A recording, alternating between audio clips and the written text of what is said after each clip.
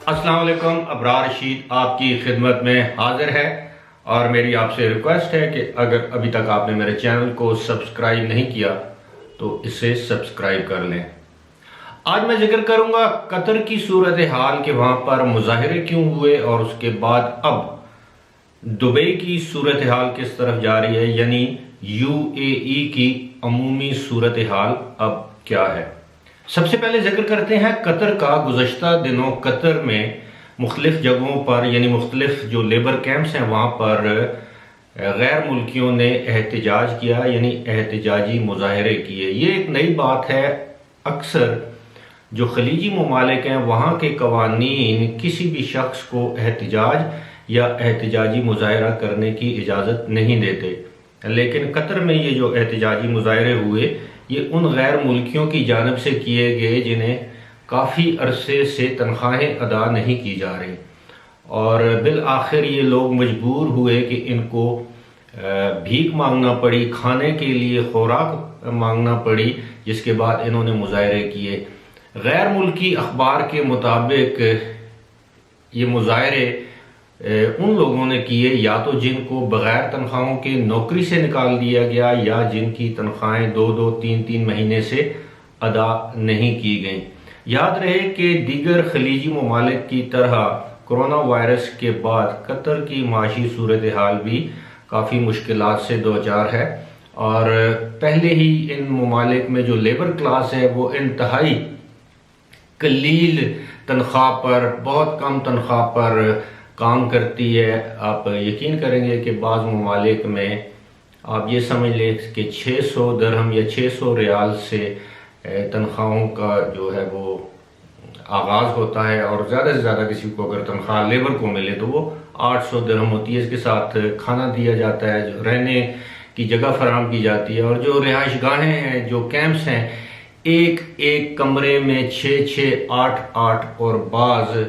جگہوں پر تو 10 افراد بھی ایک کمرے میں رہنے پر مجبور ہوتے ہیں۔ ظاہر ہے یہ لوگ مجبور ہوتے ہیں، اپنے ملک میں ان کو بے روزگاری کا سامنا ہوتا ہے، غربت کا سامنا ہوتا ہے، تو یہ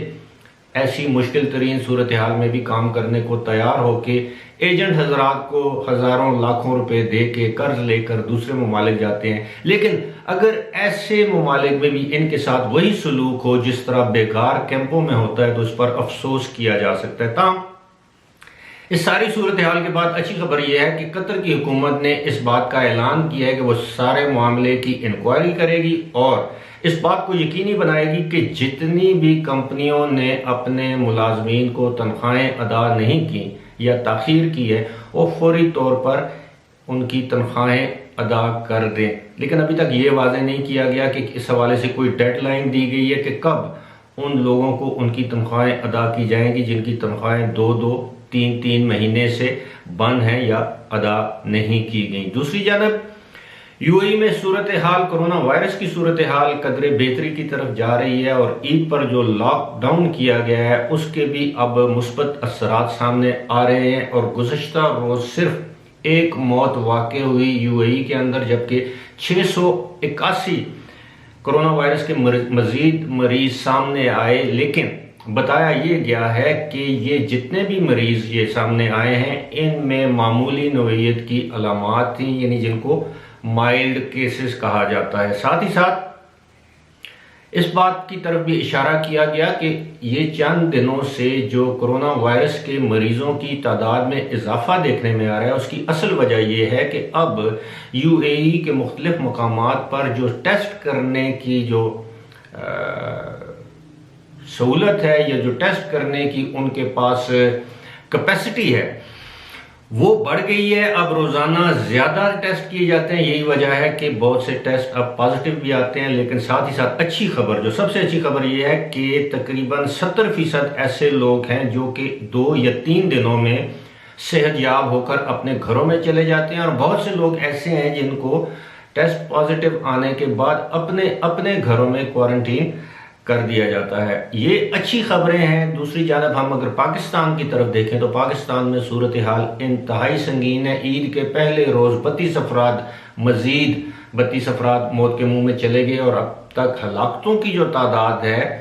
وہ بڑھ کر ہو گئی ہے 1133، یعنی 1133۔ اسی طرح جو مریضوں کی تعداد ہے اس میں بھی روزانہ ہزاروں کی تعداد میں اب اضافہ دیکھنے میں آ رہا ہے، اور خبریں یہ بھی ہیں کہ اگر صورتحال قابو میں نہ آئی تو 1 جون سے دوبارہ لاک ڈاؤن کی طرف جانے کا سوچا جا سکتا ہے۔ فی الحال اسی کے ساتھ مجھے دیجیے اجازت، خدا حافظ۔